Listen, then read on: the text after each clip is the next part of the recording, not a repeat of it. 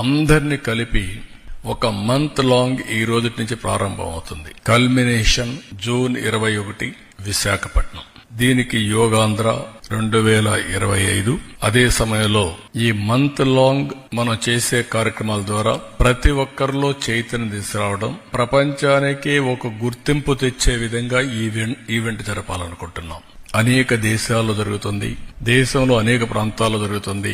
కానీ ఈ ఈవెంట్ అనేది ఇంతవరకు జరిగిన అన్ని ఈవెంట్స్ కంటే ఒక రికార్డు స్థాయిలో, ప్రపంచంలో ఏవైనా రికార్డ్స్ ఉంటే అవన్నీ కూడా బ్రేక్ చేస్తూ ఒక నూతనమైన రికార్డు ఎస్టాబ్లిష్ చేసేట్టుగా ఈ కార్యక్రమాన్ని చేయాలని చెప్పి తలపెడుతున్నాం.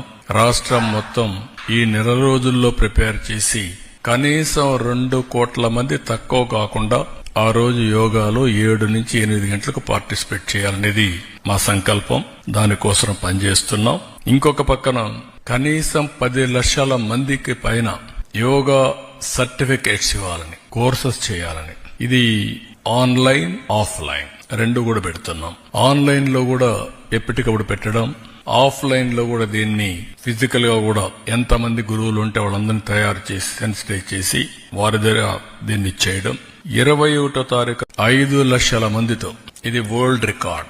5 లక్షల మంది సముద్ర తీరంలో, ఇది విశాఖపట్నం రామకృష్ణ బీచ్ ఉందో అక్కడి నుంచి నేరుగా భోగాపురం, సముద్రం ప్రజలు, ఈ 2 కూడా యూనిక్ దృశ్యంగా తయారు చేయాలనేది ఒక సంకల్పం.